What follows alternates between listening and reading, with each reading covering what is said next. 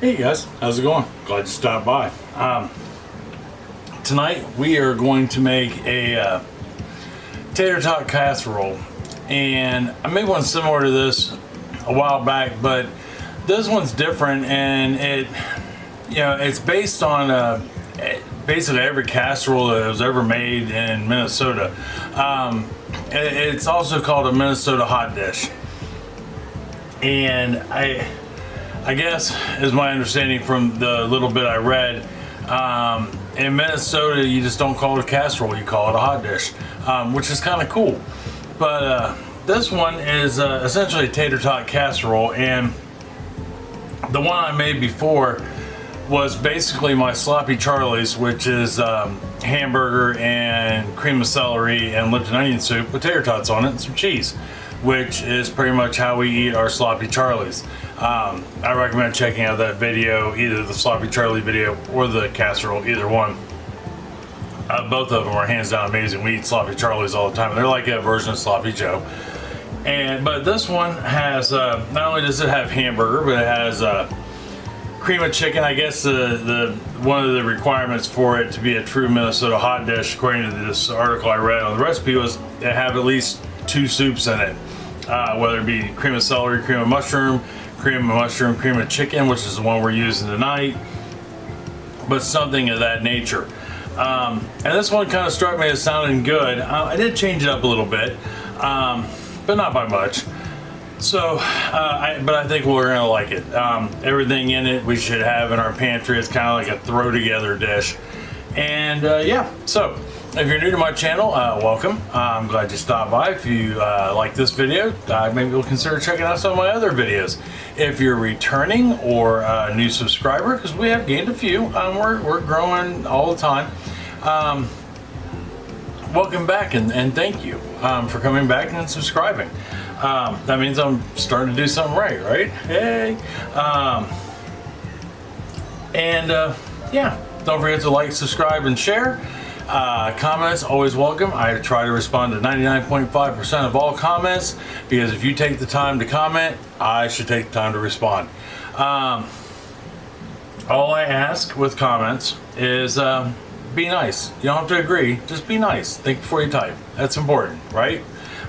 We have a lot of people in our little neighborhood here, and very rarely do we have any issues like that, but yeah, it's because we think before we type. We don't always agree, but we think.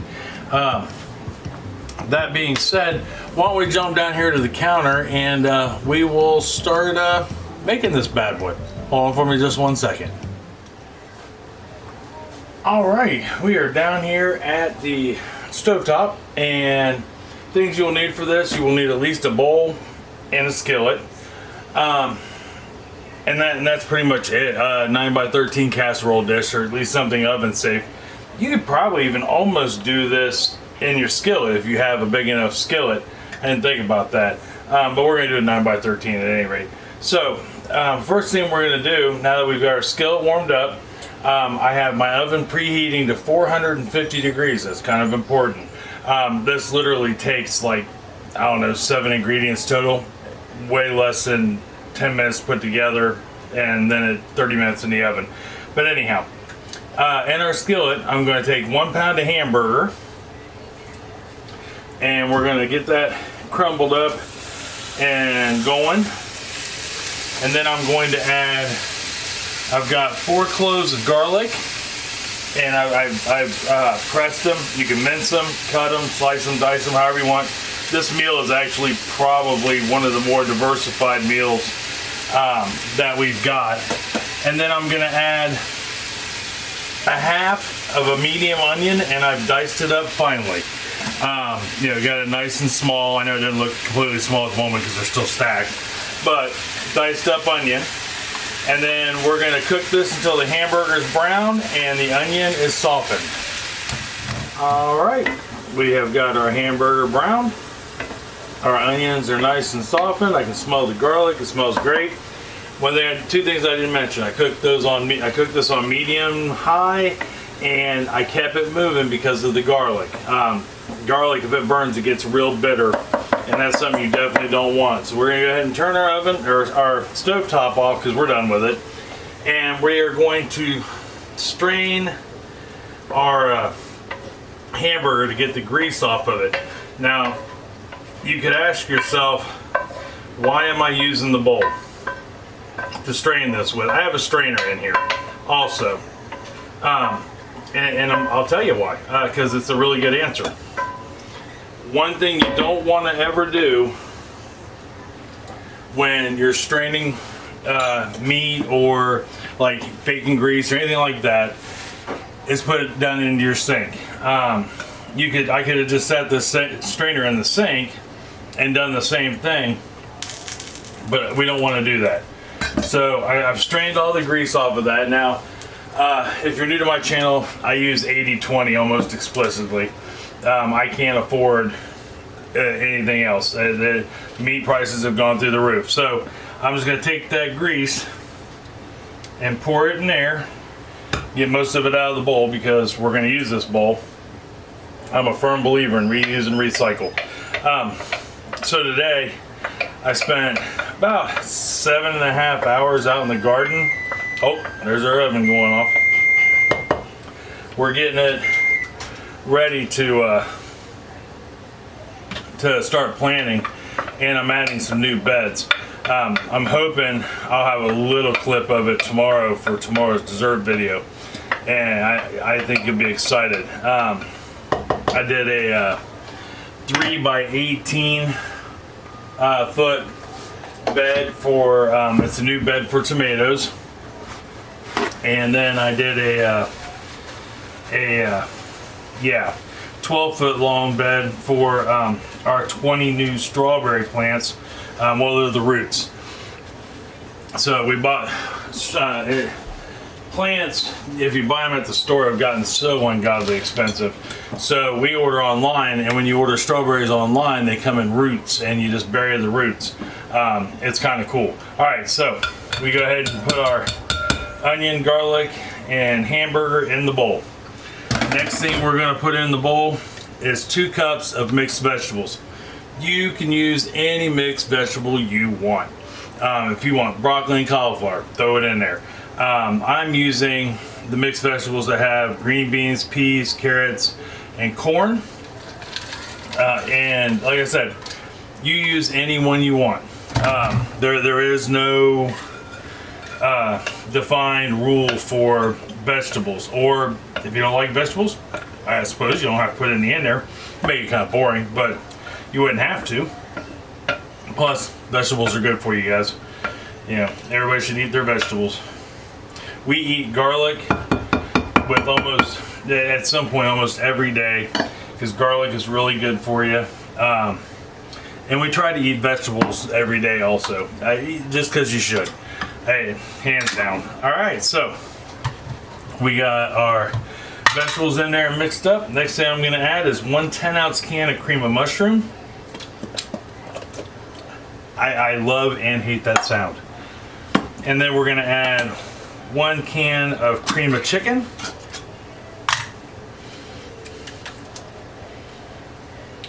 Like such.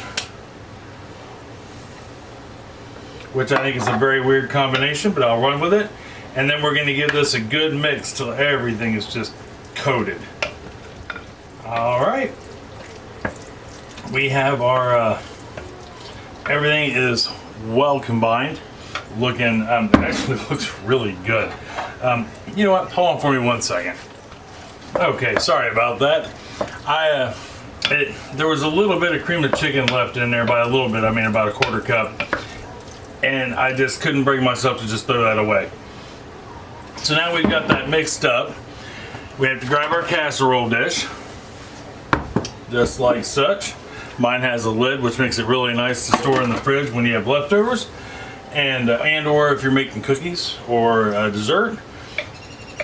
So we're going to take our mix here, and we are going to put it in our casserole dish. Grab that spatula. I had to go get a rubber spatula to get the rest of that cream of chicken out. That was just making me crazy. So yeah, I was working out in the garden today, and it's funny how there would have been a time in my life where I'd have been out there all day and and not felt any sorts of aches or pains. And I have finally hit that age where that's just not the case anymore. I was actually really sore when I got done being out in the garden all day. So now we have to flatten this out, make it nice and fairly even. I suppose it doesn't have to be perfect, but we'll make it as close as possible, right? I know you're thinking to yourself, Brian, you said this is a tater tot casserole. You haven't seen one tater tot yet. It's coming, I promise. If you've made any kind of tater tot anything before in your life, you know it always goes on top. So, next ingredient, also the second to last ingredient. It called for 1.5 cups of Colby Jack cheese. That is well more than 1.5 cups. Our house is a bit of a cheese, are a bunch of cheese people. So I want to throw more than a scant cup of cheese on here. The original recipe, which I kind of followed, called for 1 cup of cheese on here, and then reserved the 1/2 cup of cheese for later use. But it also had us, and I don't understand why this was in the original recipe. It called for you to brown the hamburger, remove the hamburger and drain it, and then saute the onions and garlic for 5 minutes, and then add it to the hamburger. And I thought, why not just do it all at once? That just didn't make any sense to me. All right, so anyhow, we got our cheese on there. Last ingredient, you will need 2-pound bag, 32 ounces of tater tots. They are frozen. And what we're gonna do is just simply line these across the top like such. All right, now we are completed. That took all of 10-15 minutes. And all we have left to do now is put it in our 450-degree oven. Like such. We'll set our timer for 30 minutes. And here's what we're looking for. We are going to be looking for those tater tots to be golden brown. It will be, sorry, computer issues. Our tater tots will be golden brown, and it should be bubbling around the edges, right? From the cream of chicken and cream of mushroom and any residual hamburger juice we had in there, but it won't be much, if any. But anyhow, bubbling around the edges, tater tots golden brown, about 30 minutes. Check it at 25 minutes because it's going to vary on your oven, but I'm gonna guess it's probably going to be 30 minutes. And then when I come back, we will top it with a little more cheese, throw it back in the oven, and talk about how much longer to bake it for. All right, see you here in a second. All right, timer's going off. It's been 30 minutes. So we'll go ahead and get this dish out of the oven. Ooh, that's steamy. Oh, just like such. And as you can see, at least I think you can see here, let me bring it in a little bit. And down. Whoop. Sorry about that. Someday I'll get a new cameraman. The one I have now isn't so good. But as you can see, we're golden brown on the top. Those ones that stuck just on the top are a little more golden brown. So now and we're bubbling, right? We're going to take that remaining half-ish cup of cheese, sprinkle it on the top, just like such. Try not to burn our fingers in the process. And then we are going to put this back in the oven for another 5-10 minutes. We're going to get that cheese melted, get it golden brown. I'm going to drop my glove. But we want to get this cheese melted and golden brown, and then I will take it out of the oven and I'm going to let it sit for about 5-10 minutes just to get it to cool down some, hands down. All right, we have pulled her out of the oven, let her set for about 10 minutes, and I will bring it up to you for its close-up, Mr. DeVille. there we are. I think it looks amazing. I know my kitchen smells fantastic. So, I mean, we're 2/3 of the way there, right? Now we just have to see how it tastes. So let's go ahead and we'll dish this up some here. I'm going to use a bowl. I suppose you could use a plate. I actually debated that a little and thought a bowl would probably be better, but now that I've served a little of it, a plate I think will work just fine too. All right, and there we are, bowled up. Now, things you could serve with this. We're just gonna have bread and butter.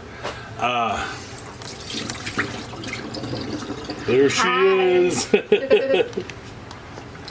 But you could, I mean, if you plated this up, you could do a different vegetable with it. Like I was thinking to myself, broccoli would be really good with this, or even cauliflower.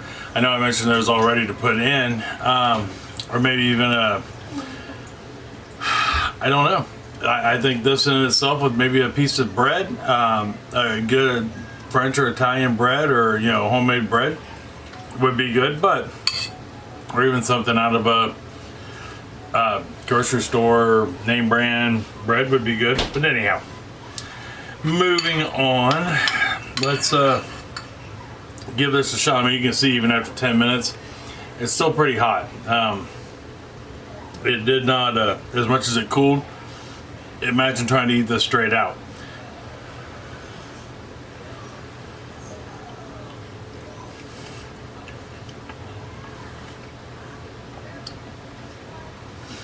It's all right. I was really worried first that would be a little bland, just because we didn't have any spices. None. You know what? Didn't need any. I knew it wouldn't need salt because of the cream of mushroom and the cream of chicken. That was the other thing. Cream of mushroom, cream of chicken with hamburger? What? But pretty good. If I do say so myself. You